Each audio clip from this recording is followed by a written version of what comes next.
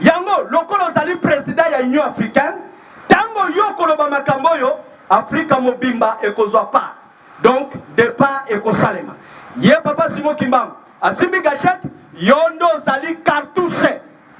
Tango na bimi na boloko biso to yebaki ke papa na biso tisekeda koza mokonzi depuis 2015. Dieu me voit na tombe loboko papa Simon Kimbangu nzambe na ngako yokanga. Na 2015 biso to yebaki ke yo koza mokonzi ya mboko oyo. Tango peto zalaki na boloko na ane na solola kana ndeko na James na Tony e James soki bapesi bino bokonzi ya mboko oyo boko bongisa toko bongisa ngai malamu to suka kiwana na komata kite azalelo pa chibala po chibala nde muto abimisa na boloko na ane. Alors makambo na koloba na yebeloko na koloba yango mokumbo osana ngo wana osalela lokola africain mokumbo osana ngo pe lokola tata ya Afrika mobimba mokumbo osana ngo yango wana message sengela kina tindela yo ango pe bazakuna kimi yango ezali wapi kimia ezali wapi mokonzi mboka nzela ya kimia yango na tosili kolakisa yo soki okosalela ngo tata zwa lokumu pe okopesa kimia na kati na Kongo na Afrika pe na mokili mobimba ndeti na batomboli okozala mokonzi ya mboka pe mokonzi ya Afrika mobimba tala bitina yango wana kimia otoko luka ekouta na papa Simon Kimbangu kyanga ni nzambe molimo mosantu kolekela na bao ya sili kopona biso lokola basakoli ya mboka to basakoli ya mokili to telemi po to sakola eke Kongo yoka Afrika yoka makambo pe mokili mobimba yoka bino ba journaliste ba paranganisi sango oyo boye kozwa makambo oyo bolekisango na mobimba na yango bayoka bo bakosepela koyoka po ete makambo eko ya liboso eza matata. Alors papa Simon Kimbangu ye molimo mosantu azali nzambe molimo mosantu pe azali le roi des rois. Ayena trois pouvoirs. Pouvoir ya lingomba, pouvoir ya politique, pe pouvoir ya scientifique. Yango wana ayena ngo pona nini? Po alongola lingomba ya satana. Kebokonje utake pa mindelete utaka nde na kamba. Yango naza koloba liboso media polele ke bakosa kabiso koloba ke bokonje utake pa mindele te bokonje utaka na kamba epa ya mokonzi ya bakonzi papa Simon Kimbangu kyanga ni molimo mosantu po naza na sede ya Mobutu o ye moko akotemone ke papa diange na mutu apesa bokonzi ndeko na biso uti kolongwa papa Kabila na kanisi kamba tango nyonso ba preve ezali kasavubu honorable Mbachimba cha temonaki yango nako sapuye na témoignage na parce que za moto munene ya politique na ndimaki yango 100% parce que akoko kosa te ezalaki na butute na moi ba témoin belé yango nako déclarer makambo yo bongo soki boyebi ke pouvoir utaka na kamba pona nini bokendeke kofuka mela mindele mondele akoya akosio na mbongo moke azui oro awa azui diamawa azui zengi awa azui rianumu awa azui nyoso awa akena ngo asarishi nde abengi albi mokolobo yaka ba président africain botika kozala lokola ba gouverneur ya ba prison.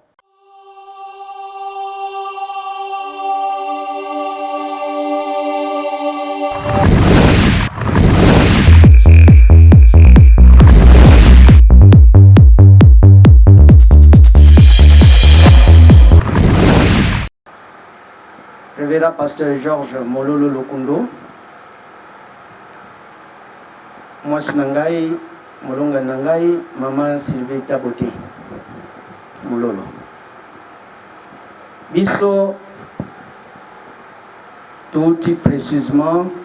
na Kisangani. Toye awa, na mission Yatata Mokonziabule, Nzambe molimo mosantu papa Simon Kimbangu kyanga.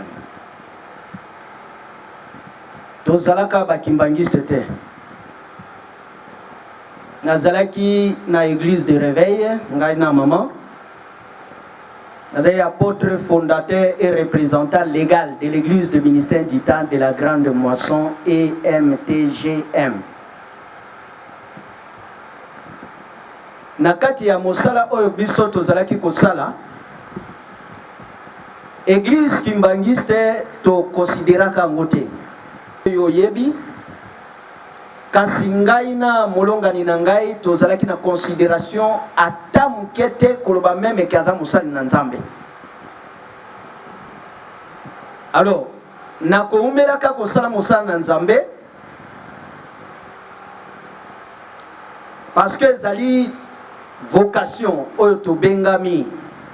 uto bolenge na biso toza ko servir nzambe bino moko boyebi ba église dite ya réveil moi orgueil mboko yo pe libanda lolendo ezaki makasi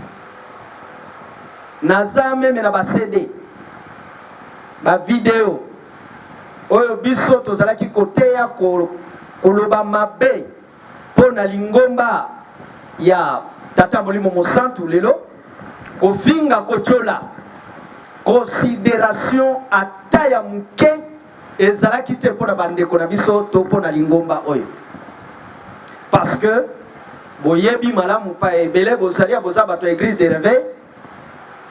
mateya na biso ezo tourner tout autour kimbangu akufa se kwa te aza mutu aza nzambe te bato bazofukamela ye bakritike ya ndenge na ndenge nzambe abalaka te abotaka te tout lokola yo oyebi parce que toutaki kuna bongo na umeli na mosala ya nzambe ndenge na ndimela tina ya kokoma lelo kobongola motema kondima lingombo oyo ezwi biso mwa mikolo kati na mosala na nzambe. Nakosala 20 ans na ministère hein? Parce que na bandi musala nzambe na zamona muke na zan expérience na travaillé na pasteur Edina Bala na église fait pas compte nzambe malam na zalaki pasteur et après lokola na ndimela ka église Crisco et compagnon ya apôtre Aridas na zalaki pe pasteur kuna bongo tindene ti nkolo ayaki kobenganga na komaki lettre ya kopesa bakambi na ngai ya église Christ et compagnon koyebisa bango ete nkolo apesinga mokumba ya kobanda œuvre e bakambi na ngai bandimelaki ngai tango sima babondeli bandimelaki ngai koloba ete ezali solo kende obanda ministère nde nayaki kobanda ministère oyo nauti kobima pe kotika yango bongo eloko litombo eza makasi awa eza kolakisa bino oyo biso tozalaki te parce que ekomi makambo eleka epai na biso tokomi komona yango bosoto pona ngonga wana ezalaki lokumu meme na Kinshasa awa ezali na baninga basali na nzambe na koko cité bakombo te soki bamoni ba video na biso bakokamwa penza makasi po bambala mususu pe tozalaki koya koteya na ba église ya Kinshasa oyo ke ba impact ezalaki makasi mais tokotanga bakombo batu te parce que toyeli yango te za importante pona biso eloko lelo esali ngai na mwasi na ngai to ndimela papa Simon Kimbangu kianga ni nzambe molimo mosantu yango nalingi nakota na likambo yango mwasi na nga azalaka ta na considération mukete epa ya papa Simon Kimbangu to lingomba wana parce que papa leki na ye alobaka ne mukolo moko po bokilo na ngai azalaki mokonzi munene na tango ya Mobutu mais papa leki ya mwasi na ngai ayebisi mukolo mosusu ke mwana ngai est-ce que lingi na yebiso likambo moko oyebi nzambe oui na yebi nzambe azaka na lola bongo yalobi te nzambe aza awa na mokili kombo na ye Simon Kimbangu kubanda mukolo wana mwasi na ngai a déconsidéra papa leki na ye pe atikala suko pesa respect mukete alors wana eza pona para mwasi na ngai mobembo oyo biso tofandi lelo ko lobela pona conférence oyo ebandi précisément le 1er janvier 2005 na Lubumbashi nazali kokende na Afrique du Sud na Johannesburg wapi kolo asalaki ke totambola moins 7 pays pendant 4 ans pona mosala kaka nde makambo oyo yaki kobanda nalobi bien le 1er janvier 2005 na Lubumbashi nazo kokende na Afrique du Sud na Johannesburg nde nayaki komona likambo oyo elekaki mayele nanga namonaki papa aye na chorale kimbangiste bongo toyembaki mwa nzembo muke ya Kikongo. Alo nzembo yango ezalaki nini? Na koyemba mwa melodi yango muke bien ke naza moyembi te me etikala na mutu na ngai pe mukongo te. Nzembo yango ezalaki boye: zolele ya kala ya kubama, zolele ya kala ya kubama, zolele ya kala ya kubama, mulanda vuluzi inga kembo isemanga, kembo ilotanga, kembo ya mwenero, mulanda vuluzi. Mwa eteni ya nzembo toyembaki yangoyo. Me likambo kokambo ezalaki ke bandeko bazalaki na uniforme kimbangiste, ngai nazalaki kana bateni na ngai ya civil lokola bomoni ngabo. Alors après kolamuka nazalaki troublé, na simbi prière au nom puissant de notre Seigneur Jésus-Christ de Nazareth, na chassé yo démon Satan au swalo la terre longwa yo moko yebi bato ya église de réveil tant to bonde la kezara matata au chasser au pamela na lobi. Ça c'est la folie. Église kimbangiste ngalobi oezani kindokioni ezalaki mwa passe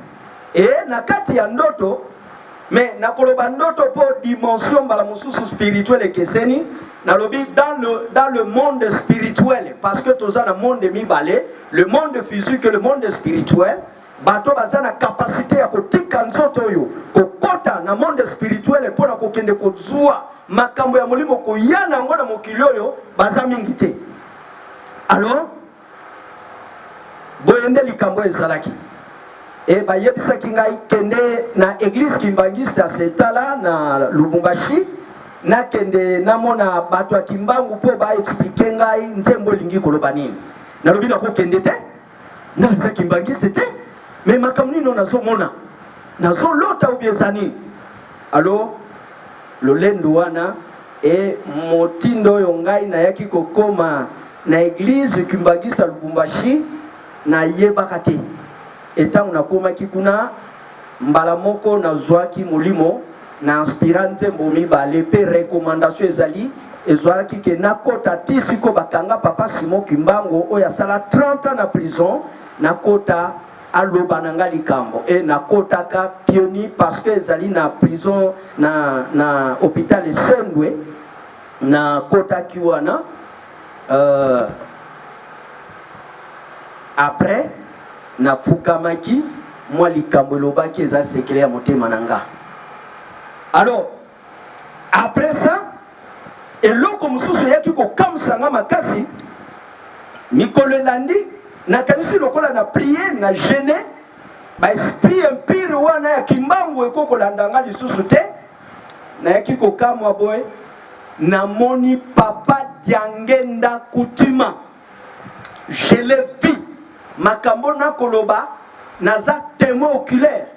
eza na yoke pa mutute menga moko tozo tambola na ye to simbani maboko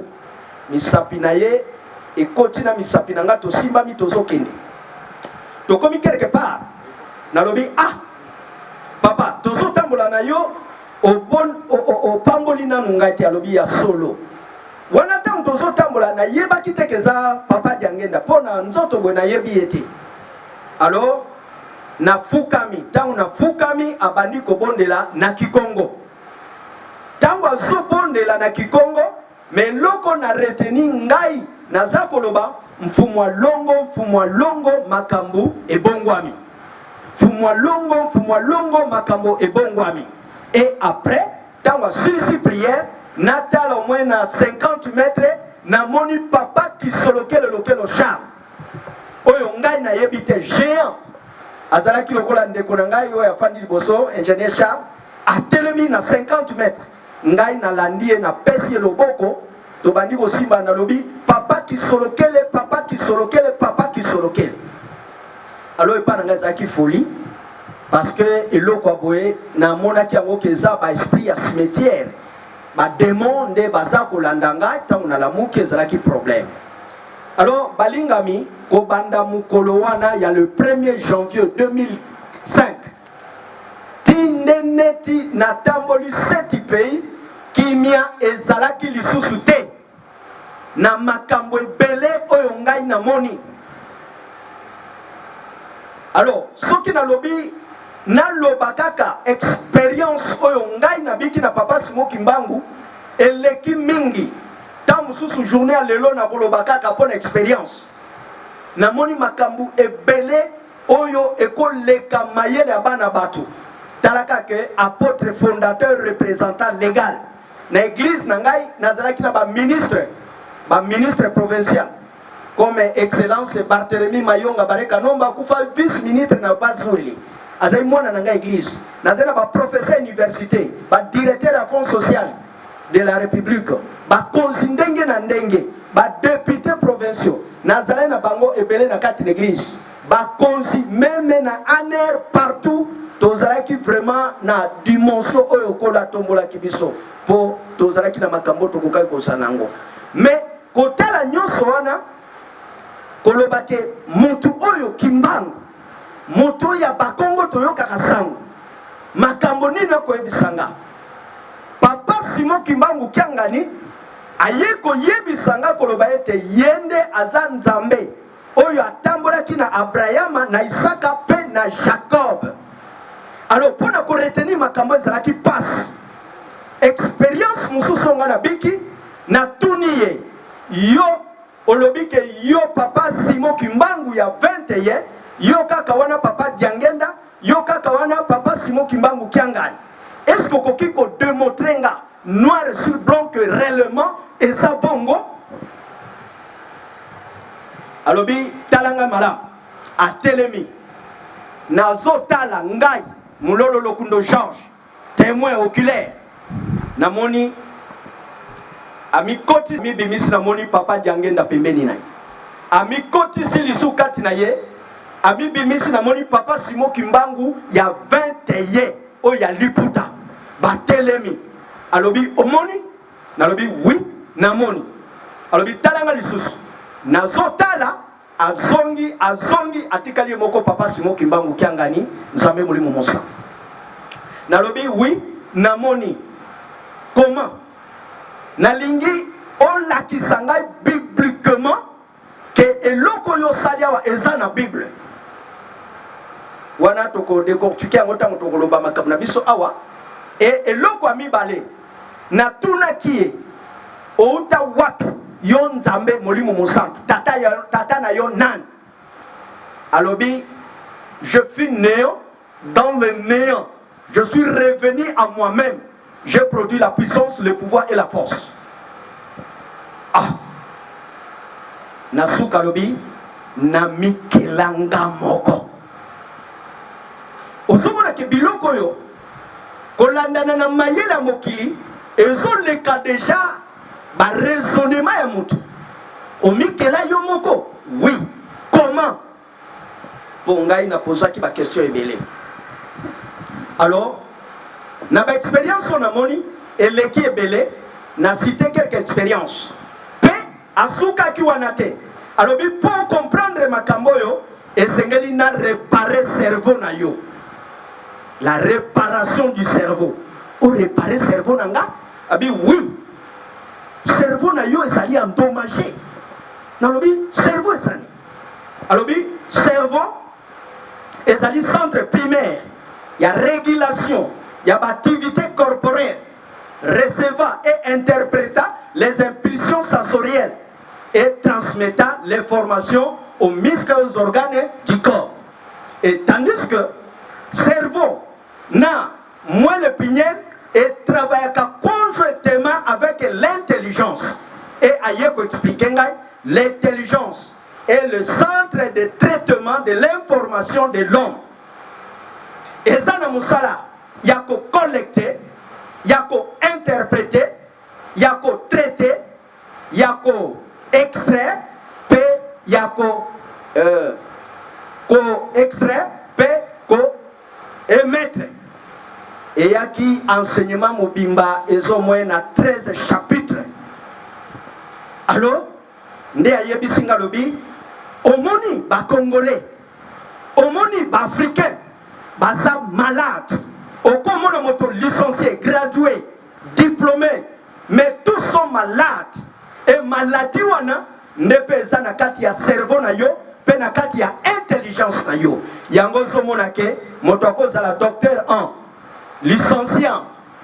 asilisa na Sorbonne, asilisa na France partout, mais eloko moko bako sala ezate parce que baza malade. Alors kuna pe ezalika mobimba moye tokota kuna ekozala mingi te et réparation ya cerveau esuka kika ngate mama pe azane bele o yamoni ba réparer pe cerveau parce que makambo to kolobawa soki ozana mayelo ya bomoto moyo saisir yango malamu ekozala te okotikala na mipepe. Alors lelo nalingaki mingi nalobela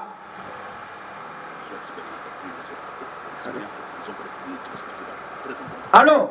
expérience mosusu na ye kobika na 2015 biso na mama telema motungisi elekaki tozwi vol toye Kinshasa tokomi na sayo po papa bengaki biso tokutana papa Simon Kimbangu kyanga ni molimo mosantu abenga biso tokutana ye na kamba. Alors tozwi avion toye Kinshasa tofandi na centre après centre alobi te boya mbala moko tant tokoti tokutani na ye ezalaki un certain mercredi 2015 yeba que de le 1er janvier 2005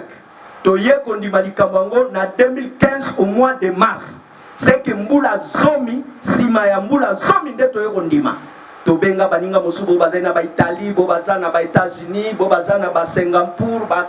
bandeko na biso bazala ko ya côté na ba église na biso. Alors ezaki loko mo compliqué ki mayel na batu pengai na mwasi na ngato koma ki na suka tolobi tokoya kokufa likambo eleki mayel na biso po makambo to oyoka eleki makasi na biso esengeli ka to kende na kamba moto mona na likambo ngo ndenge ni nezalobi na za vivant ya ko mona nga na kamba.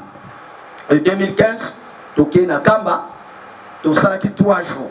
tant tokomi papa yambaki biso tosololaki makambo moto moko kimbangiste moko ayebi azate pourtant tokomi bayambi biso papa abimisi na ba SPC na ba surveillant bato nyoso totikalika bato misatu papa nga na mwasi na nga tosololaki makambo oyo moto ayebi te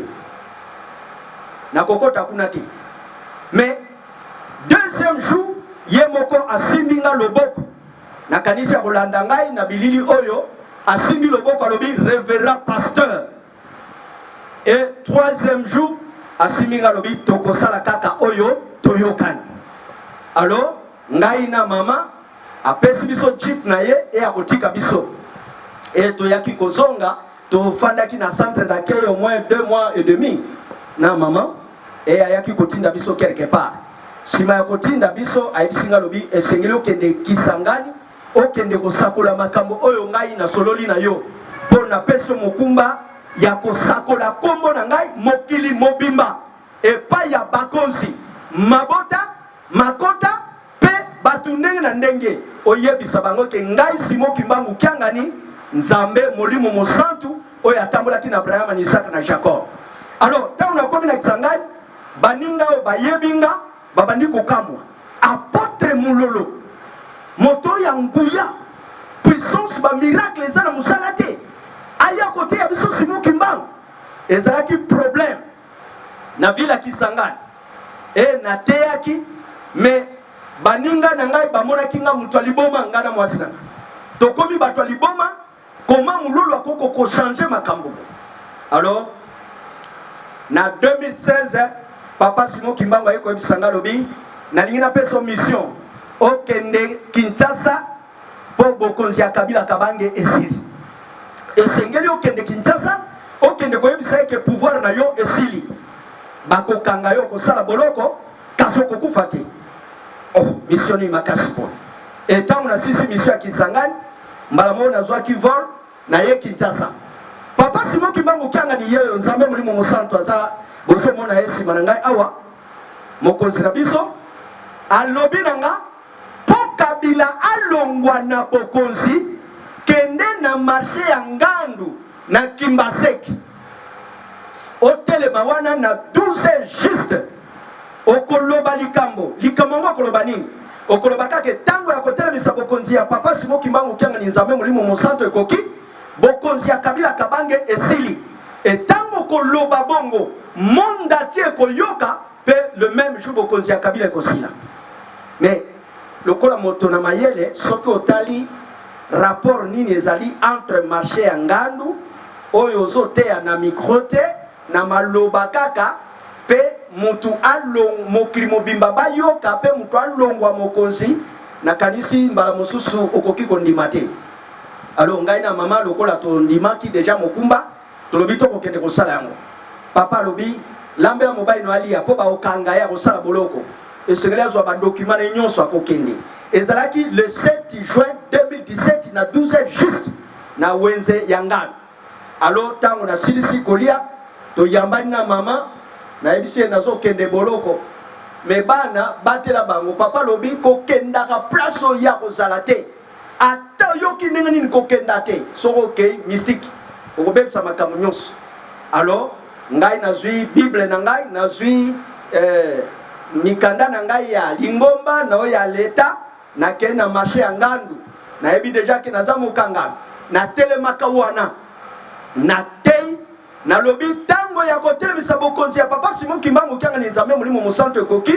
bokonzi ya Kabila Kabange ekomi na suka ezalaki problème boyebi bino bato ya kisasa ete commissariat ya la police ezawana mbala moko tango na silisi kote ya Ngandu mobimba bato bazo ganga tato azali boma te amelini ni auti wapi akokufa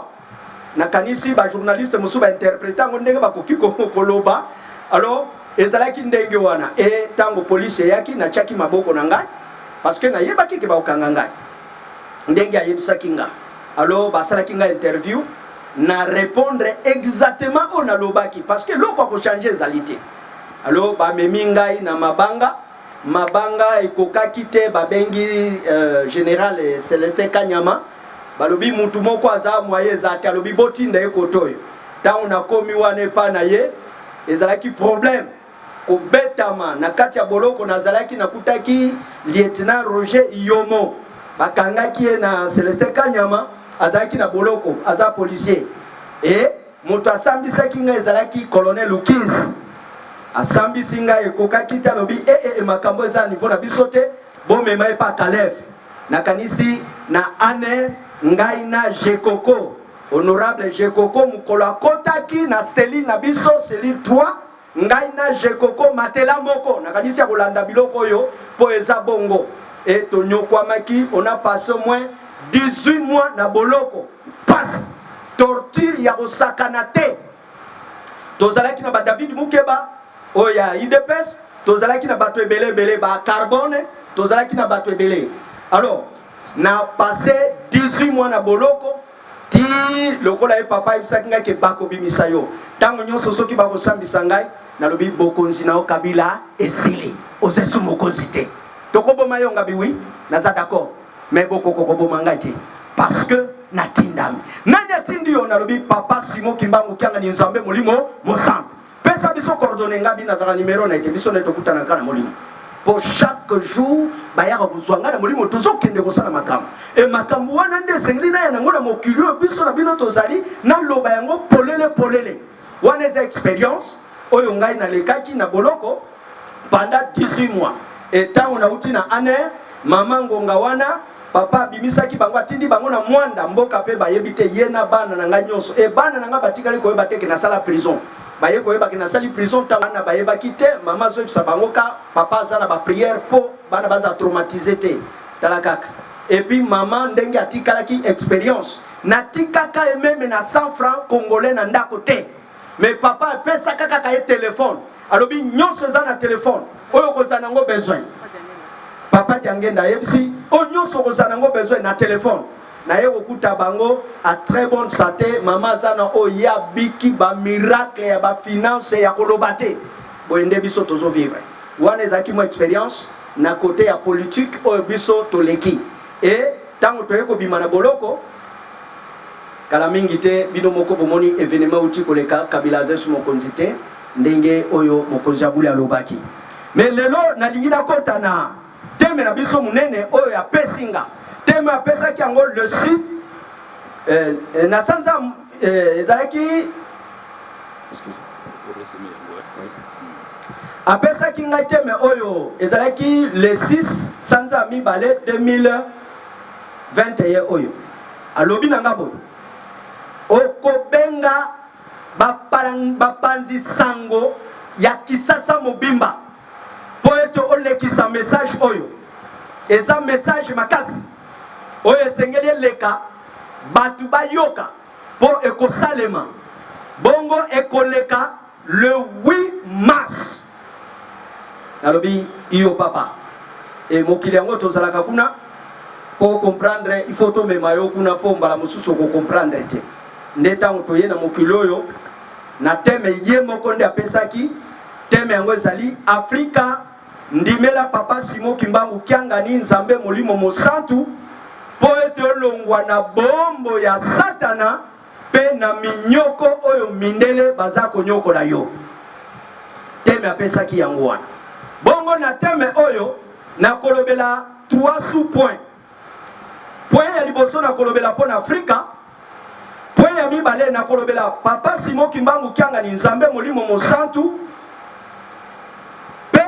mokonzi monene oyo tozalaki kozela ye wana ye na 3 pouvoirs. Pouvoir ya lingomba, pouvoir ya politique pe pouvoir ya science ou scientifique. Et na kolobela point ya misato ezali bombu ya satana pe minyoko ya mindele. Na ko resume na mwa mukuse pona kende musikate. Awa na lingina lobela Afrika. Tangu na zo lobela Afrika na kolobela ngo na dévolé. Na kolobela Afrika lokola continent pe na kolobela Afrika lokola berceau ya humanité. Awa na kolobela Afrika c'est-à-dire naza ko s'adresser na yo d'abord ndeko yo zolanda ngawa ezala yo moparanganisi sango ezala ba autorité ba yana mboka na lingina s'adresser na yo africain pe na lingina s'adresser na yo etake africain oyo afandi na eutelo ya mabota nyonso nakobanda kolobela Afrika lokola continent nakanisi bino banganga mayele boza awa botanga mokomi ngana benge mokomi monene ndeko na biso Frank Fano aloba likambo moko likambo yango nde nalingi naloba na media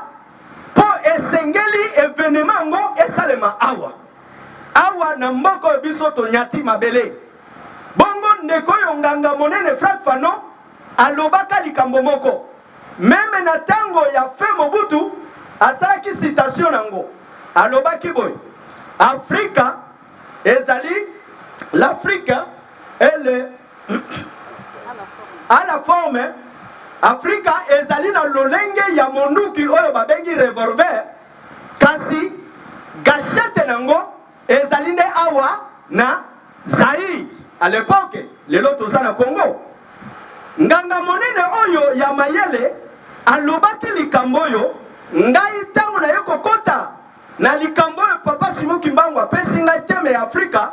na yeko kundola likambo monene na kati oyo mbala mosusu elekaka bino bato na mayele oyo elekaka mbala mosusu bino bapalanganisi sango mbala mosusu pe tolobaka makambo yango me tokataka tina te alobi Afrika ezali na lolenge ya monduki oyo babengi revolver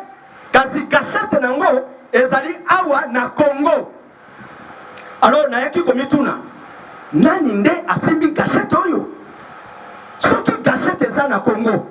po Afrique décollé po monde décollé eza na Congo. Bongo nani nde asimbi gâchette.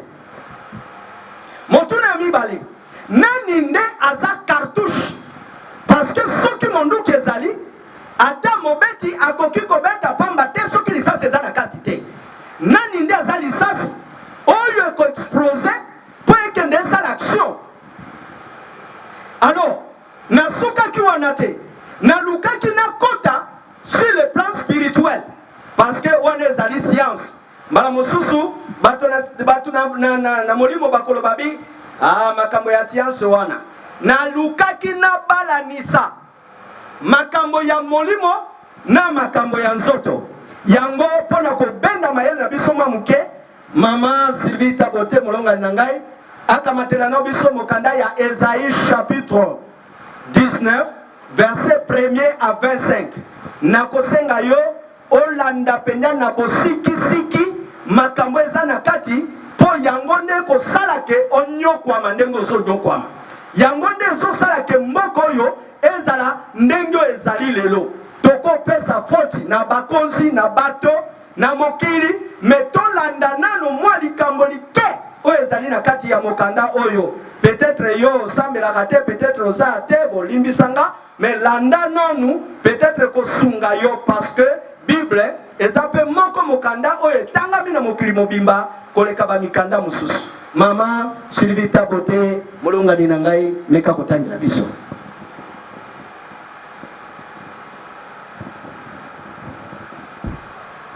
J'ai lu au nom puissant de Papa Simon qui me requiert en Dieu du Saint-Esprit.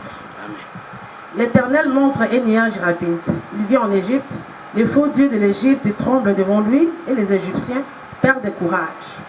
Je dresserai l'Égyptien contre l'Égyptien et l'on se battra frère contre frère, ami contre ami, ville contre ville, royaume contre royaume.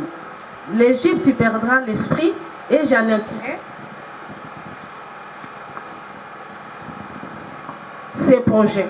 On aura beau consulter les faux dieux et les morts, ceux qui invoquent les esprits et les spirites. Je livrerai l'Égypte entre les mains de maîtres sévères. Un roi cruel dominera sur eux, déclare le Seigneur, l'Éternel, le maître de l'univers. L'eau de la mer disparaîtra, le fleuve deviendra sec et aride. Les rivières en perceront, le delta de l'Égypte sera bas et desséché, les roseaux et les joncs s'efflétriront. Tout le paysage sera nu le long du Nil et à son embouchure, tout ce qui aura été sémé sur le rive desséchera, se transformera en poussière, en disparaîtra. Les pêcheurs gémiront, tous ceux qui jettent la maison dans le Nil seront dans le deuil, ceux qui entendent le filet à la surface de l'eau périront. Excusez-moi. Ceux qui travaillent les fins, lin et qui...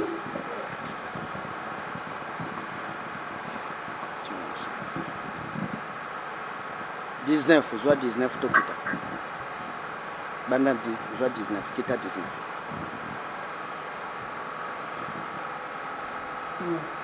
Ces jours-là, il y aura 5 villes en Égypte qui parleront la langue des Cananéens. 19.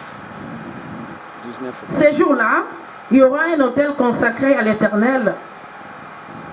au cœur de l'Égypte et près de la frontière du pays, un monument, l'autel au cœur de l'Égypte et près de la frontière du pays, un monument en l'honneur de l'Éternel. Ce sera un signe et un témoignage pour l'Éternel, le maître de l'univers. En Égypte, quand ils crieront à l'Éternel à cause de ceux qui les oppriment, il leur enverra un sauveur, un défenseur qui les délivrera. Ces jours-là, l'Éternel sera connu des Égyptiens, et les Égyptiens connaîtront l'Éternel. Ils les serviront avec les sacrifices et les offrandes. Ils feront de vœux à l'Éternel, ils les serviront avec les sacrifices et les offrandes. Et les compreront ainsi, l'Éternel frappera les Égyptiens, et les frappera, mais il les guérira, ils les convertiront à lui. Il répondra à leurs prières et il les guérira. Ces jours-là, il y aura une route entre l'Égypte et la Syrie. Les Assyriens seront en Égypte et les Égyptiens en Assyrie, et les Égyptiens serviront l'Éternel avec les Assyriens. Ces jours-là, Israël sera le troisième, avec l'Égypte et la Syrie, à être une bénédiction pour toute la terre. L'Éternel, le maître de l'univers, les bénira en disant: béni soit l'Égypte, mon peuple, la Syrie que j'ai créée de moment, Israël, mon héritage. Amen.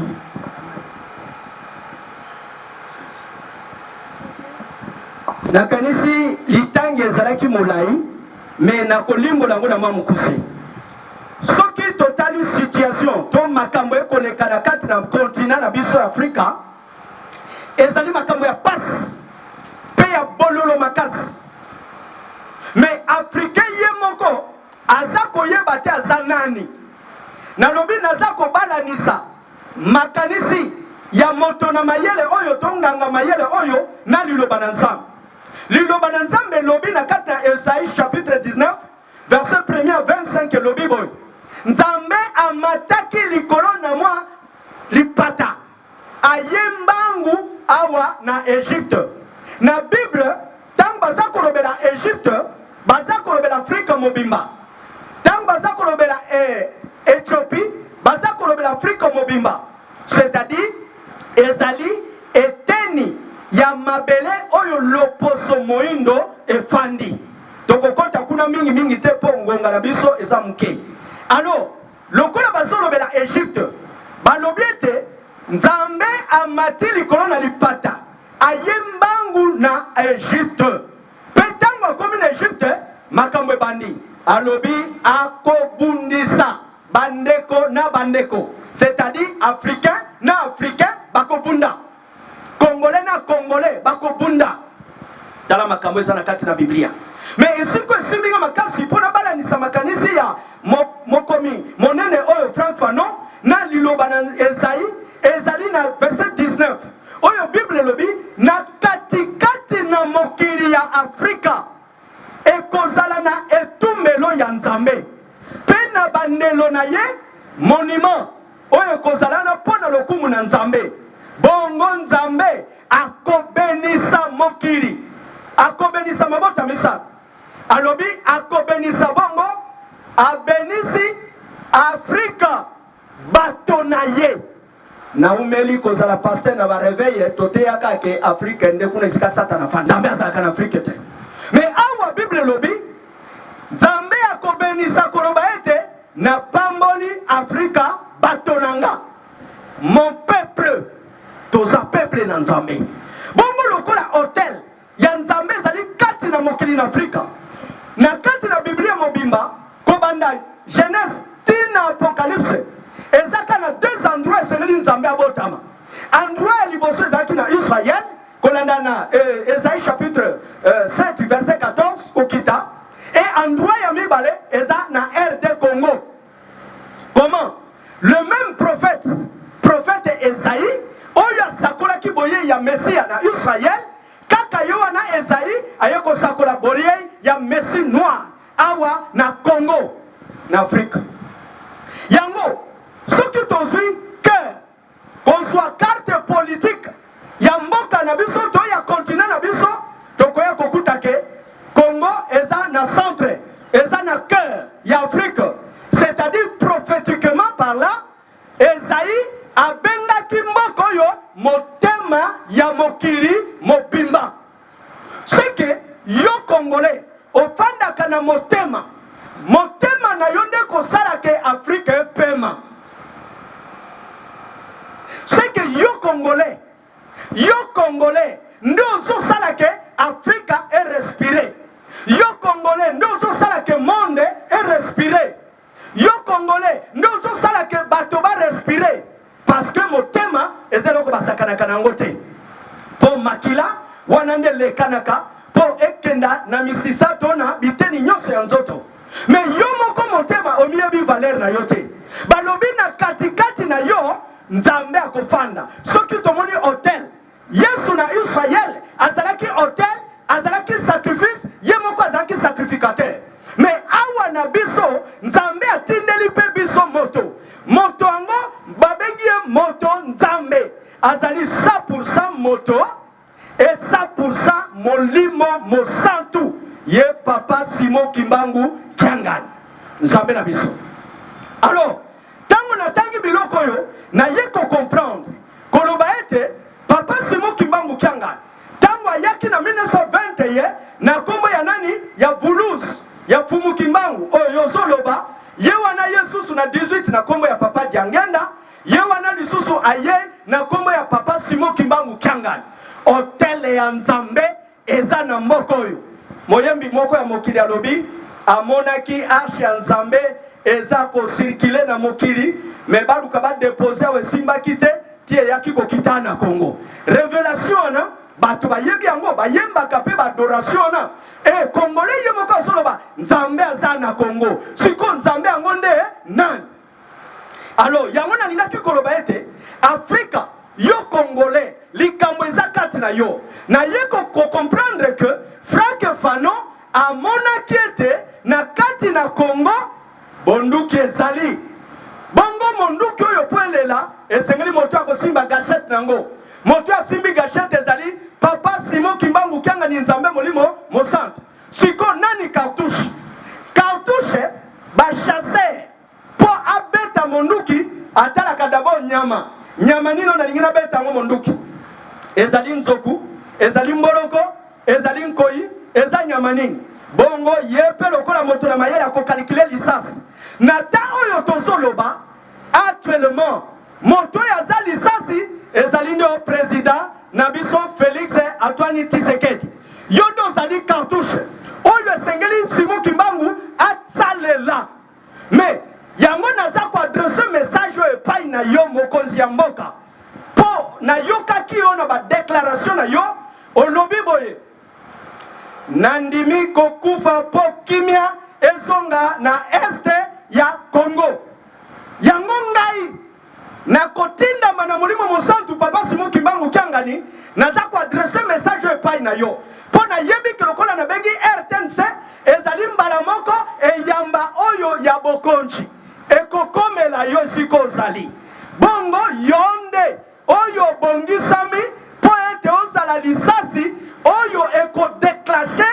bolamu ya mboka na yo bolamu ya Afrika pe bolamu ya mokili mobimba okosala ndenge nini me tango lobike nandimi kokufa me papa biso tolingi nano okufa te mokonchi po yonde bacheo wana na tango oyo likambo yo sengeli osala po kimia ya kati na mboka Kongo yango oyo naza kopesa yango po oyoka nalobaka na ndeko na yo ndeko na biso président Kabila me ayokaki te soki ayokaka mbala mosusu alingaki abikisa molimo na ye me yo mpe na koyebisa likambo liboso ya banganga mayele liboso ya bakonzi ya leta mpe liboso ya bajournaliste likambo yango eza nini eza na likambo oyo esengeli osala parce que lokolo oza wana olati sikoyo chapeau mibale na moto na yo oyo Nzambe molimo mosantu papa Simon Kimbangu Kiangani alatisi yo mpe alobi na ngai na loba na yo yo ozoluka kimia mboka Congo eza malamu ye alingi te okufa me yoka likambo okosala likambo yo kosala yango oyo lokola yende asimbi gachette yo ozali lisasi zwa gouvernement na yo mobimba bokende na kamba Yerusalem botubela mabe ya mboka botubela mabe na bino pe bosenga reconnaître officiellement que Simon Kimbangu Kiangani Nzambe molimo mosantu pe reconnaître église kimbangiste église d'état tala eloko ekonyokola mboka na yo yango oyo mokonzi eloko ekonyokola mboka na yo yango oyo si réellement esi ke osepeli opesa kimia na mboka oyo tala nzela yango wana tango yo koloba makambo oyo yo lokola mokonzi na mboka yo lokola président de la république population bakoyoka yo tikana ye biso eloko moko kozala président ezali ministère ya présidence moto oyo azwi ngolu oyo ngolu yango utaka na moto na mokili te utaka na Nzambe yango wana baadministrateur bakonzi ya leta balobaka toute autorité vient de Dieu Nzambe a établi yo wana pamba te nazofungola yo po comprendre eloko nini esengeli osala na ye na nzela ya bilili po oyoka ngo mbala moko ntina ndako na yo me salela oyo tokoyebisa oyo toza na posa tokutana te yo salela nde kako biso tozoloba bongo awa tango yo okoloba okodeklare ouvertement eke Monsanto et que église kimbangiste eza église d'état ndeko na ngai kimia ekopesa manakati na mboka oyo naza ko assumer oyo naza ko déclarer awa parce que euti na molimo Monsanto naza ko lobango lokola mopanzi sango to mosakoli ya mboka Kongo pe ya mabota yango naza ko loba likambo yango. Alors tala opportunité epesa melio soki ozoluka réellement kimia mboka oyo nakanisi moto tango aye batambolaka na motuka batali na mwa nsima na mwa kitalatala otala nsima tala na nsima na yo otala kobanda feka savubu otala feka savubu Mobutu papa na biso Muse Kabila papa na biso Kabila uti kotika biso. Est-ce que bazangaki ba potentialité bazangaki ba capacité ya ko changer mboka oyo? Est-ce que bazalaki na volonté te ya kosala malamu bato nyonso oyo? Mais pona nini bakokaki kosala te? Nde likambo yango oyo batininga na yebisa yo na molimo Monsanto ye papa Simon Kimbangu Kyanga na che photo na yo parce que on a koloba na ko assumer ba responsabilité nanga. Alors yango ano moniete mbala moko komi mokonzi ya mboka Congo tango yo lokola mokonzi ya mboka okokende ouvertement officiellement otubeli yo na ba ministre na yo na gouvernement na yo otubeli mabe na bino bosengi bolimbisi mpona mboka Congo o reconnaître kaza molimo Monsanto pe o reconnaître église kimbangiste église d'état ndeko makambo ekobongwama soki te atande okosala 10 ans 20 ans 30 ans 40 ans ndenge ebongisami eloko moko ekochange na mboka oyo ekozala te yango monike mbala moko atomboli au président de la République et président ya Union africaine, c'est-à-dire au lati casquette mibale na mutu na yo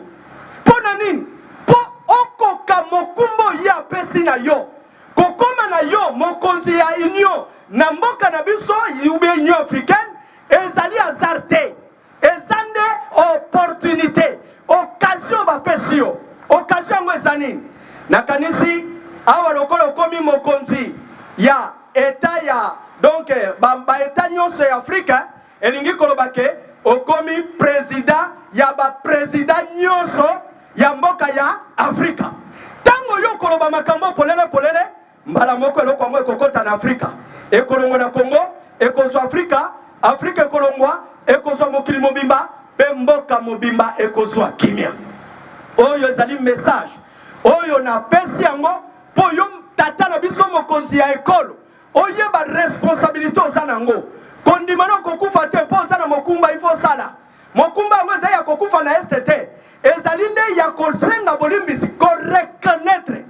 boyebi ke mboko eza na nyongo ya kimbangu po epa maître croquet moto apesaka mbongo ezalaki papa Diangenda bapolitisien boyebi yango tango nalandi honorable Mbachimbacha ayaki awa asalaki matinée politique j'étais là présent na kende kita on a monité maintenant on dit c'est intéressant et c'est là que nous nalanda moto munene oyo ya politique tango azoko sala discours na ye awa na Kasangulu na salle de fête yo ezalaki organisé na mokonzi ya territoire pe ye wana afandi alobaki boy papa na biso Kasavubu azalaki moto akoma mokonzi te kasi moto oyo asalaki ke akoma mokonzi ezalaki nde papa Diangenda alobi na ye ndoi kobanga te tata na nga kopesa ba voix donc na yokaki eloko wana esimbaki motema na ngai pe nazalaki na motuna kotuna ye alors Kasavubu aye kokoma mokonzi na esiko ya kokaki kokoma mokonzi te parce que moto azalaki favori azalaki naza politicien te mais nazo pesa message oyo kolo achekati na ngai na transmettre yango epai na yo Kasavubu akomi mokonzi aeshuaki na mission na ye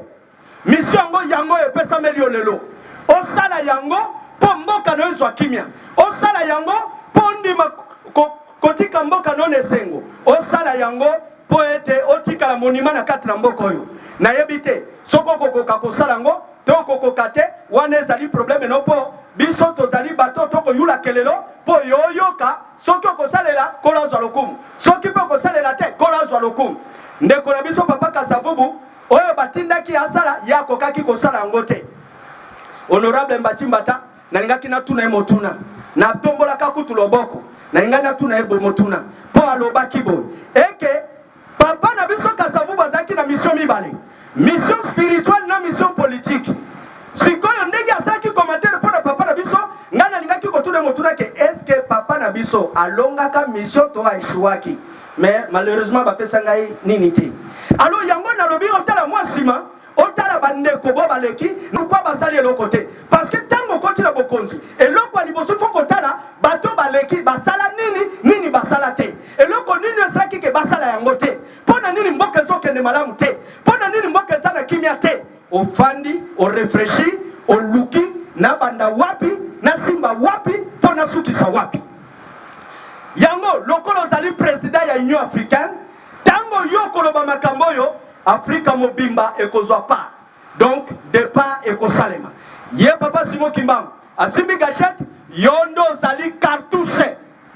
tango na bimi na boloko biso toyebaki ke papa na biso Tshisekedi akozala mokonzi depuis 2015. Dieu me voit na tombe loboko papa Simon Kimbangu nzambe na ngako yokanga na 2015 biso toyebaki ke yo kozala mokonzi ya mboka oyo tango pe tozalaki na boloko na ane na solola kana ndeko na James na Tony e James soki bapesi bino bokonzi ya mboko oyo bokobongisa tokobongisa ngai malamu tosukaki wana na komataki te aza lelo epa Chibala po Chibala nde mutu abimisa na boloko na ane.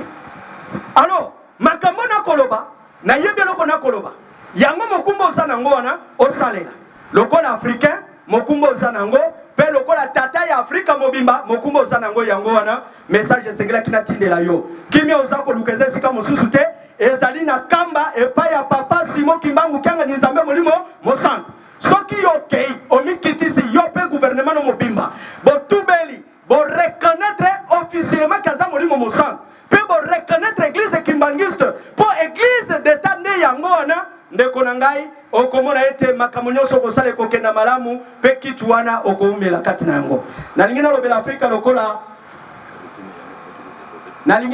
Afrika lokola berceau ya humanité kolandana na berceau ya humanité bato na banganga mayele na boluka luki ya bango bakei kokuta ete likambo ebomami na Afrika baye kokuta mokuwa ya moto ya liboso awa na Afrika me baatribu yango mboka mosusu me nga nalingaki kaka kobetela sete wana koloba ete tango nzambe akelaki moto na Genèse chapitre 1er verset 26 na kanisi oyebi ya 27 elobi boye créons l'homme à notre image tokela moto na elilingi na biso c'est que bazalaki combien bamosusu bapesa baraisonnement bakopesa me nga nakoyebi soki bazalaki bato misato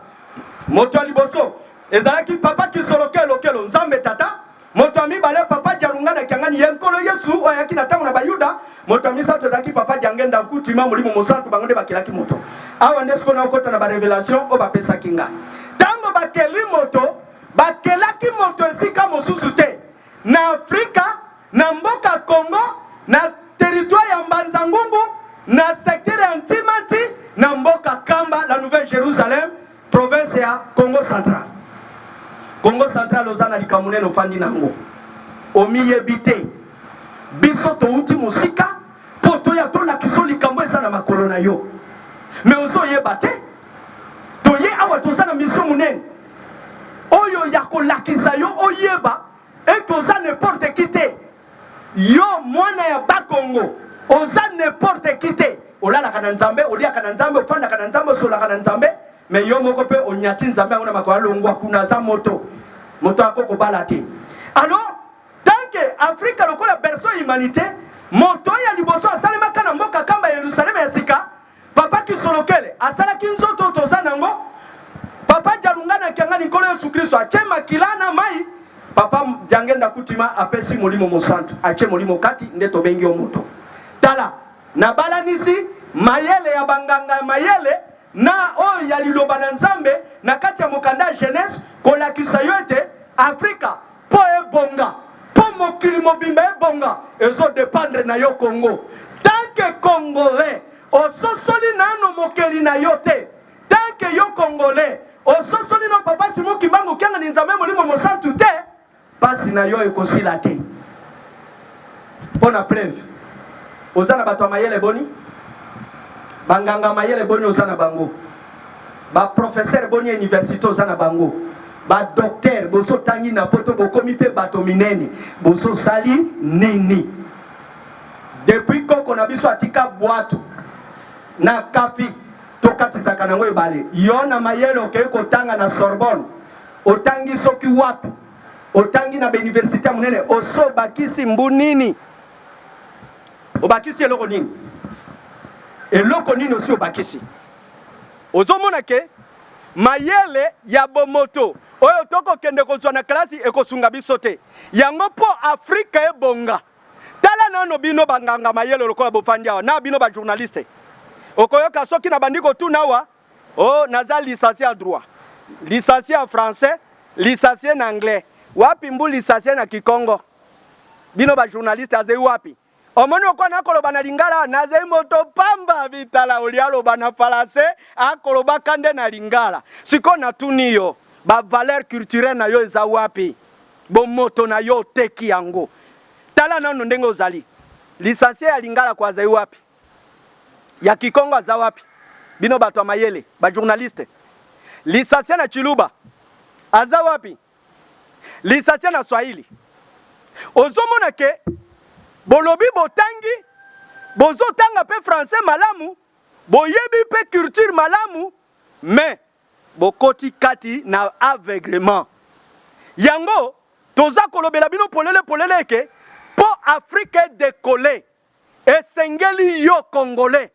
ondima Simon Kimbangu Kyanga ni Nzambe molimo mosantu po yo obikisama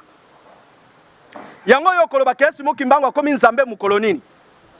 ngai pe na mitunaki motuna wana na yebisi yoke alobaki na ngai ye Nzambe atambolaki na Abraham na Isaka pe na Jacob na sengaki ba preuve apesaki ngai Genèse chapitre 8 verset 7 à 12 alobi na ngaboy na yaki na tango liboso na kombo ya Simon Kimbangu na ye na tango mibale na kombo ya Diangenda Kutima na ye na tango misatu na kombo ya Simon Kimbangu Kyanga ye Nzambe molimo mosantu alors balingami na kati na makambo yo ngai na lukaki natoka kati na Biblia nini na koyebisa bato po na koko kendekte kolobaka ke papa Simon Kimbangu Kyanga ni aza Nzambe molimo mosantu te il faut nazala na ba preuve ya conviction ba preuve oyo ngai na ko présenter pa ya bato ba kolanda biso po bayeba solo ke yazali molimo mosantu bongo apesa kingai Genèse chapitre 8 verset Genèse chapitre 8 verset 7 kino 12 alobi na ngaboy Noé tango pele yaki alachaki Colombe pour la première fois Colombe akendeki ko planer likolo ya désolation ya masumu ya batu azwaki place à reposer makolote et azongaki na arche yango ekokani na boye ya liboso ya 1921 oyo papa Simon Kimbangu ayaka na liputa alobi kake mondele akokoma moindo moindo akokoma mondele directement mindele lokola bangonde bayela kibiso Biblia otoza nango lokola bangonde bayela kibiso science otoza nango basosoli alobi molimo mosanto okolo Yesu alakaki ye oyo molimo mosanto ango ye oyo botikela eta te bokanga ye po soki botikeli eta akofongola mayele ya bato oyo biso tokanga po basosola makambo oyo balinga mikati na nkolo na utaki koloba na mokanda na Esaïe 19 ke Nzambe azali na cœur na centre na milieu ya mboka na yo mboka ngonde RD Congo okotuna ngai molimo mosantu Simon Kimbangu akomi Nzambe ndenge nini soki okamati liloba na Nzambe na kati na mokanda ya Matthieu chapitre 21 excusez-moi Matthieu chapitre 21 verset 43 Bible lobi boy le royaume de Dieu vous sera enlevé sera donné à une autre nation qui en rendra le fruit bokonzi na Nzambe ekolongwa na Israël ekokende na libota mosusu oyo ekobotisela yango mbuma Matthieu chapitre 21 verset 43 soki tosali démarche muke tokomi na Matthieu na kati na mokanda ya Marc chapitre 15 verset 21 Bible lobi boy ils forcèrent un passant qui venait des champs Simon de Cyrène de porter la croix de Jésus jusqu'à Golgotha et okoya ko comprendre que Yesu azali souverain. Nzoka mokonzi atambolaka na 3 pouvoirs. Ndenge oyebi. Lokola ye azali mokonzi, pouvoir wana elongwaki na Israël. Nzambe azalaka su na Israël te congolais. Nzambe yoyo afandi awa na Congo central, na Mbanzangungu, na Saitera Timanti, na kamba ya Nouvelle Jérusalem.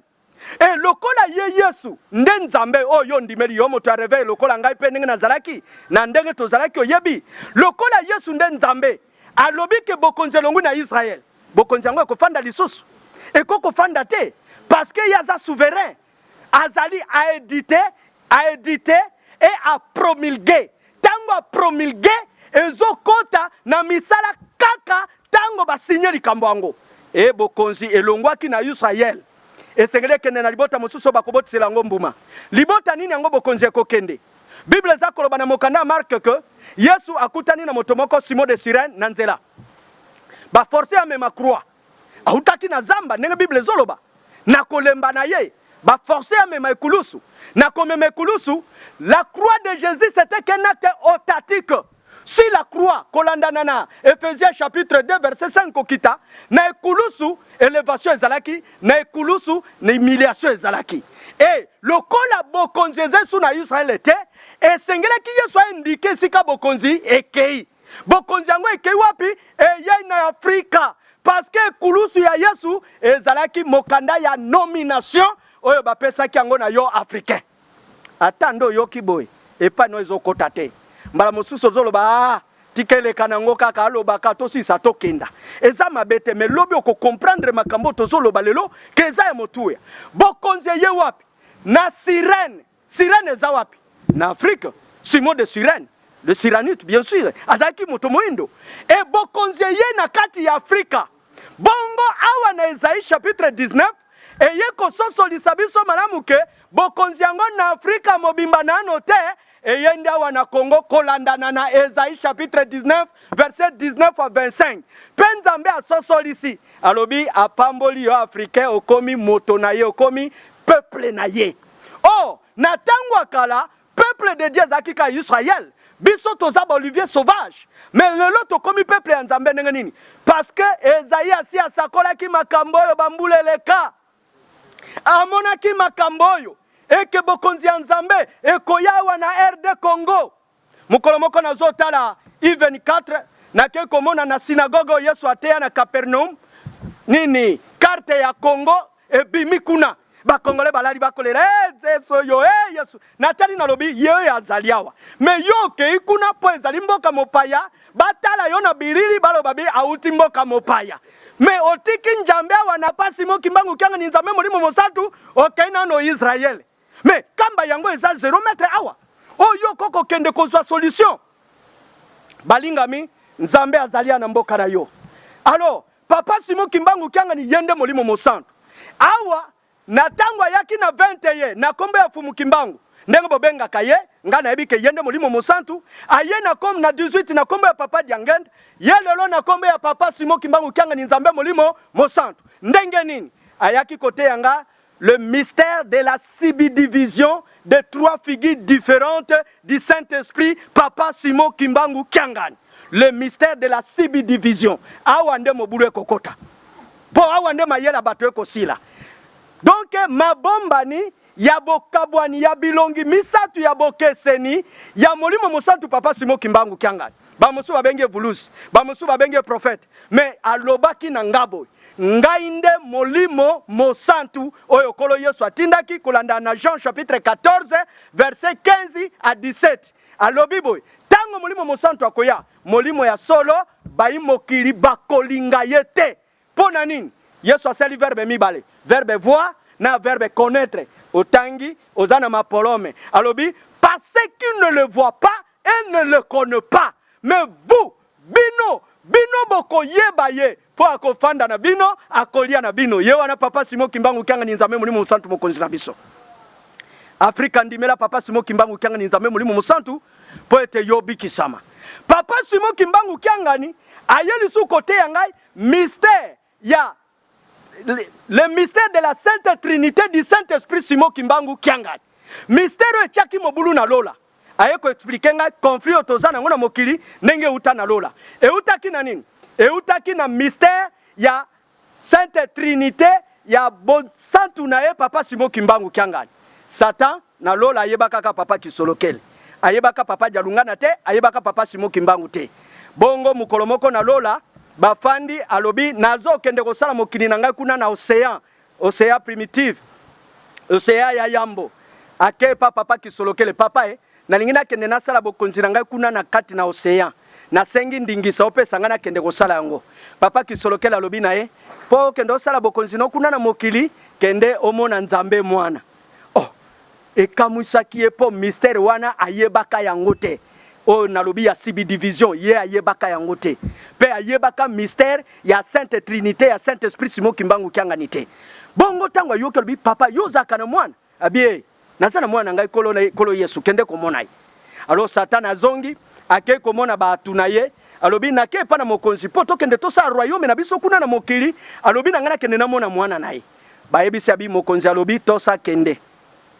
akei epa na nkolo Yesu tango akomi kuna nkolo Yesu alobi na ye olingi okende kosala royaume no kuna na mokili boyoka tino conflit ya mokili mobimba ekosila na bapolitisien te na Amerike te na Europe te na Asie te na Congo te na Afrika te me kosila kaka na nzela papa Simon Kimbangu Kiangani nzambe molimo mosantu bongo tango akomi kuna Yesu alobi omoni océan ndenge eza kongenga na kitoko nango na bable nango moto apesa kango bomo eza molimo mosantu yango koyoka Yesu alobi nazali liziba na mai na bomo bo comprendre katina wana te alors tango akomi epai na nkolo Yesu nakende na mona molimo mosantu ngai na kanisa kike naza moto ya mibale na kati na bokonzi oyo nzoka mwana azalaki na ndimi na koma moto ya misatu moto isusu ya misatu amona ninga na koma moto ya mine yango komona ba politicien bozo bomana pona tina ya positionnement kotala ba grade omoni kozo travailler na mokonzi yo bele okolula deja poste wana lokola mokonzi aza soki lelo akufi ngande na kozwa ebonga bongo soki akufi bacha moto mosusu yo komona mandongba ndenge kosala maisikango yango komona ke na politique moye zate parce que makambo yo ebanda na lola politicien moko akopesa kimia na mokilo azate ango pe bazakuna kimia ngo ezali wapi kimia ezali wapi mokonzi mboka nzela ya kimia yango na tosili kolakisa yo soki okosalela ngo tata zwa lokumu pe okopesa kimia na kati na Congo na Afrika pe na mokili mobimba ndeti na batomboli okozala mokonzi ya mboka pe mokonzi ya Afrika mobimba tala bitina yango wana kimia otoko luka ekouta na papa Simon Kimbangu Kiangani nzambe molimo mosantu kolekela na bao ya siri kopona biso lokola basakoli ya mboka to basakoli ya mokili to telemi po to sakola eke Congo yoka Afrika yoka makambo pe mokili mobimba yoka bino ba journaliste bapalanganisi sango oyo boye kozwa makambo oyo bolekisango na mobimba na yango bayoka bo bakosepela koyoka po ete makambo eko ya liboso eza matata alors papa Simon Kimbangu ye molimo mosantu azali nzambe molimo mosantu pe azali le roi des rois aye na trois pouvoirs pouvoir ya lingomba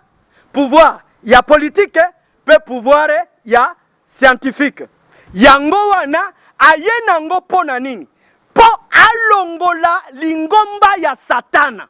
ezali po tango ezate moyena pesa ba verset mususu na bokoma ezate yango nazo kende kaka po boyoka me nyonso eza na kati na mokanda oyo tosali awa alors lingomba ya satana eza na mission ka moko ya komema bato ko viola ka balwa ya nzambe kende na makalo kuta bato ne batondi kuna bo ba violer loi na kati na mokili oyo kende na bisika nyonso bongo bo bayebani te o leta yebi bango te baza combien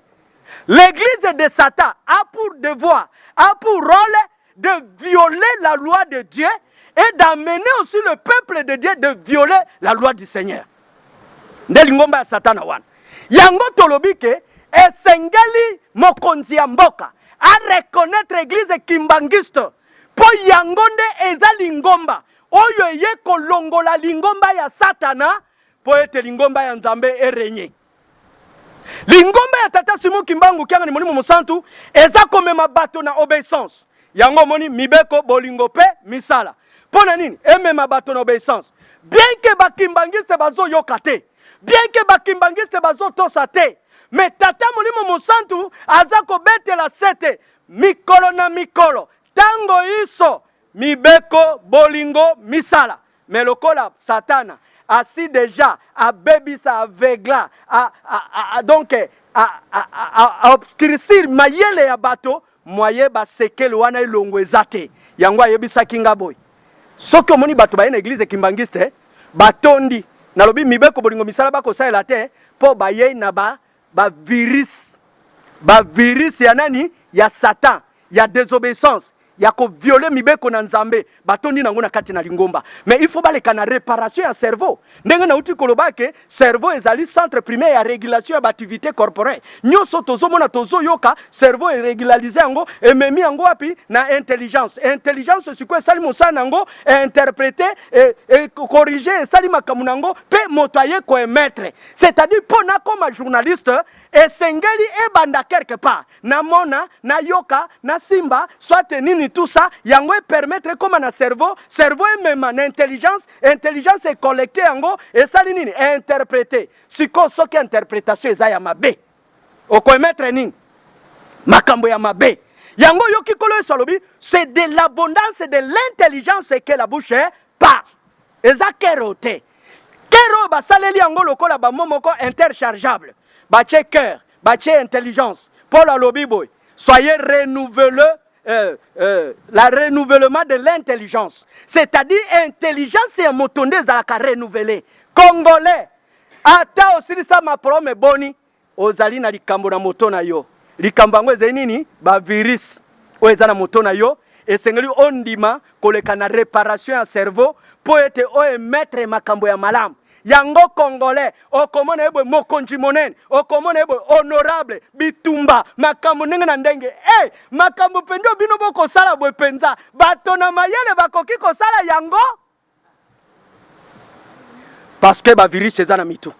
yango papa Simo Kimbangu kyanga ni nzambe molimo mosantu eloko liboso abandaki ko réparer biso na mwasi na ngai ezali na no cerveau akei na intelligence poto emettre makambo ya koloba parce que na kati intelligence ya moto toza na source misato source obiso toyoka totanga na ba classe totanga na ba journaux toyoka na ba information ndenge na ndenge na bakoko na biso na masapo efanda na kati intelligence na biso eza na fichier mobimba source mosusu eutaka na satan pe lokola ye aza instigateur atindaka kosala mabe yepe azana source kuna source mosusu eutaka na nzambe mais eza difficile moto asalelo nzambe alobaka yango komona mangombe tondi na mboka na biso mais kimi ezate ba église leki ba église partout mais bato bazoti kosala mabe te pona nini parce que problème eza na intelligence na bango ezali aveuglé yango papa Simo Kimbangu kyanga ni moni mosantu azana posa a réparer ba cerveau na biso po to sala malamu katra mokili oyo nalobi aza mokonzi aye na trois pouvoirs pouvoir ya liboso eza ya lingomba yango lingomba ekotikala kaka moko na mokili mobimba kaka église kimbangiste église universelle ekosale mabongo ekoleka te naza na certitude parce que naza témoin oculaire non na moni tango papa memaki nga na mboka bawa kokende kolakisa ngai mokonzi monene akamba mboka oyo panda 32 ans lekelaki ngai mayele na ngai sika na kutaki isika afandi bandeko mbala mosusu bokomona ngai kende kwa za normal eto moto nezosala te namoni makambo eleki capacité na nga namoni makambo trouble vie na nga eleki makasi na nga bandeko na nga makambo tokobika oyo eza na mokili okuna te mais biso tozwaki ngolu to visiter yango na ngolu ya papa kisolokele papa jalunga na papa diangenda tango bazomema biso tokende totala esiko bato ba osala bikobo soki na bandika na lobango eza makambo ebele ta mosupe oza moto ekobo oza na ba deuxième troisième quatrième tiroir oyo bendaka mais kuna yoko kendo yebite ta mosupe ozali otangisaka makila bato oyebite kote yoko kende makambo eza ebele bandeko na nga mbala mosusu lelo na komi lokola moto aliboma nga na mwasi na ngai pona ko témoigner makambo biso tomoni eleki makasi na biso papa Simo Kimbangu kyanga ni nzambe molimo mosantu aye na politique obino boko sala oyo Congo ezosala oyo Afrique ezosala oyo monde ekosala ezali nano moi d'abord le peuple après ngai nano nde mais yoka ningi boko kosa biso impère abatu balobi nini servi et non c'est servi alobi tosunga tosalisa nano nde population bisote. Mais en réalité bango nde bakomi servi mais peuple bazonyokwama. Bokoki jamais ko contredire eloko nazoloba. Moto akoki ko contredire yango aza te. Président moko ya parti politique ako ko contredire yango aza te. Tango natangi manifeste ya sele po naza nango na ndako. Natangi yango botina lobi makanisi nini ya kitoko ya kotombola ekolo na biso. Mais botala, est-ce que pendant 32 ans salemaki? Et salemité. Ba se servir bango moko. Même leloyo tolobi le peuple d'abord. Mais ce que total en réalité, les gâteaux d'abord. Motona moto akowe la poste. Nazolo ba polele Jean Sim. Motona moto akowe la poste. Wapi ko intérêt ya peuple. Peuple abaye be kolela. Amérique baye kuna bango ba kolukoya bango. Europe baye ba kolukoya bango bongo ya congolaise wapi. Po moto ali lipa passe. Na koma na Zambie, mo mboka moke okomona ke bato baliaka 3 fois. Okomona na Zambie bato balia 3 fois. Na Afrique du Sud on a commis en 2006, 2005, 2006 mais pototi ngonga wana tabumbe ki azali na kitibo na lobi me nazana poto mais il faut mon avis na keko tala bandeko na biso ba congolais bazaki na boloko congolais ko boya ko bima na boloko pona boloko ba kolia kitoko mais kende na makala otala ndenge bato ba kolia mukolona honorable Jekoko azwaki mwa madesu nazaki kolia mbuma madesu versengi mbuma madesu versengi 5 mbuma madesu chaque jour bazaki kopesanga na mwa fufu ya mukebo to mwa loso Jekoko azanango ndeko nanga wala afilmaka biloko wana tango na tala mbala mosusu benga yoyo tinate tu oza mutali boma oza normal eto ko luka kabila peso mbongo na lobi bandeko na luka mbongo te boko comprendre ngai te makamuna ekoloba boko soso lango na sima yango pe na ko annoncer lisoso balinga mikati na nkolo tala ba mboka mike mbala moko na ke ko visiter mboka lokola Mozambique tala mboka muke bato baliaka 3 fois na Mozambique mboka tina te bazana richesse moko te mais tala yo congolais tala pasi ozanango politique ya sata lokola bakonzi na biso ata azalaki mo Kristo une fois kaka accéder directement fois qu'azong sa pouvoir et pas sata diriger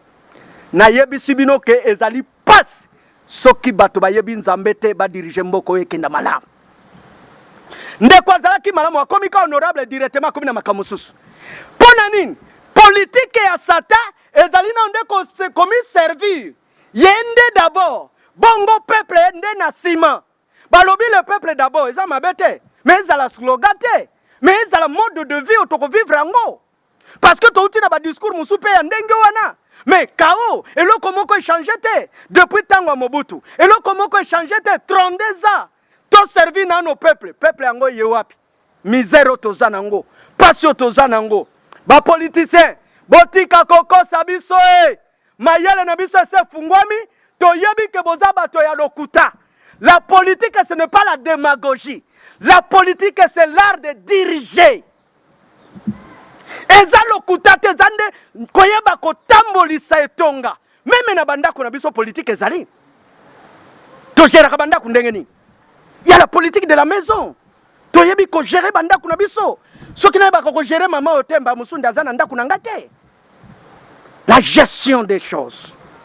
Koyeba ko gérer, ko kamba. Mais awa okoyoka moto aleki peuple nde na ko sala nde pone terrain ya peuple soki akoti kuna kimia Mungu anakati ya nzungu. Ekoyeba na sute atelenge koyoka na lisusu te eke wapi. Parce que politique ya Satan ezaliete yende d'abord. Yango moni bachela biso tete ya léopard. Bachei koiwana kolobi koi ozali égoïste. Yonde d'abord la part de lion zwana no ya yo bande konabiso boso sola makambo yo naza koloba boye parce que ezali pona bolamu ya mboka na biso na koloba ngo na intérêt mususu te na intérêt que tondi me la papa simu kimangu kyanga ninzambe molimo mosantu mokeli ya likolo na se tozwa bomo ina seko tango tokozwa bomo ina seko ye akopesa biso politique oya ye ya malamu akopesa biso lingomba na ye ya malamu yango komona ke papa simu kimbangu ye na politique oya ye politique yango ezani servir et non commis servir yako salisa yako sunga ba mosusu lokola zana Kinshasa bakino bazomona batu bazokota na centre ba mosusu bakimangisa te bazolia bazomela na lobby na bino ete lobby ko ya solo ezaka pa papa Simon Kimbangu kanga nizambe molimo France te e ko uta na e pa occidentaux te e ko uta na kamba e pa ya papa Simon Kimbangu kanga nizambe molimo mo centre balingami yende mokonzi ayena pouvoir misato na kobanga kolobango te ayena pouvoir misato yende sengeli akamba il est le roi de roi moto ko douter azate nazana ba preuve mais toza liboso ya média mais na yebi ke milo ba politicien mboko yo bo yebi bongo bo yebi yango malamu ke likambo ezakuna bo kenda kape bo yebi mais pona ni bo fungula kabiso te motuna na ngaki ko tuna honorable mbachimba chana lingaki ko tuna bi papa yo yebi ke papa diangenda nde apesa ka pouvoir na Kasavubu oyebi pe ke Mobutu nde bo yalo baki ya Mobutu te menga moko na landaka ya Mobutu po nazana témoignage ya mbani ya Mobutu tangu papa diangenda pesa ke bokonje utaka pa mindele te utaka nde na kamba yango naza koloba liboso ya media polele ke bakosa kabiso koloba ke bokonje utaka pa mindele te bokonje utaka na kamba epa ya mokonzi ya bakonzi papa Simon Kimbangu Kyanga ni molimo Mosantu po nazana sede ya Mobutu o ye moko ko témoigner que papa diangenda mutu apesa ebokonzi ndeko na biso uti kolongwa papa Kabila na kanisi kamba tango nyonso ba preuve ezali Kasavubu honorable Mbachimba cha témoignaki yango nako sapuye na témoignage na parce que aza moto munene ya politique na ndimaki yango 100% parce que akoko kosa te ezalaki na butu te na moi ba témoin ebele yango nako déclarer makambo yo bongo soki boyebi ke pouvoir utaka na kamba pona nini bokende ke kofuka mela mindele mondele akoya akosio na mwa mbongo moke azui oro awa azui diamawa azui zengawa azui rianumu awa azui nyoso awa akena ngo asarishi nde abengi albi mokolobo yaka ba président africain botika kozala lokola ba gouverneur ya ba prison omoni na kati ya prison Afrique eza na prison ya mindele mbala moko na zolo bela pona prison ya mindele Afrique eza na kati ya bombo ya sata na pena prison ya mindele awa papa Simon Kimbangu ayena écriture mandombe po biso totanga totika kokende na Sorbonne totanga awa na inikini totanga ni nikisi totanga ni nilu totanga na institution na biso awa totanga écriture na biso negro africain mandombe tata ayaki na mokili oyo na lingomba ya lokuta nde tobengi ba faux prophète baza basali ya Satan ndenge nini Satan ayaki na lingomba na ye ya violation ya loi ya Nzambe kolandana na 1 Jean Bible lobi ceux qui violent la loi de l'Éternel baza na Nzambe sikamoko te moto nyonso aviolaka loi ya Nzambe na ekobo na lokuta na kotonga na koina na mabe aza directement na kati ya église ya Satan parce que mosala ya Satan eza nini komema bato ba violaka loi ya Nzambe yango tolobeli ke bombo ya Satana soki ozawa atoza nganga mayele atoza journaliste atoza bishop apôtre visionnaire soki révérend to bengo ba kombo nyonso kolinga to kobenga soki obanga kamasumu te yo ozali mosali ya Satana peu importe grade na yo alors lingomba ya Satana yango ekotisi mokili kati na pasi soki otali lingomba na politique etambolaka de pair eza lié yango komona ke lokola ba politicien ba échoué ba roi ba échoué ba koti na ba corruption ba pasteur pe ba bishop kati na corruption moko kati na bango ya épargné azate ndeti na tozolo bake papa Simon Kimbangu Kyanga ni Nzambe molimo Mosantu aye na lingomba na ye po ete ye atikala kozala corrompu te na zolo ba tuo tant que fondateur représentant légal na yebi comment ba église ko fonctionner ba église koti na kati ya corruption lokola pe politique eza kati na corruption ni ba politicien ni ba nganga Nzambe ba église baza épargné te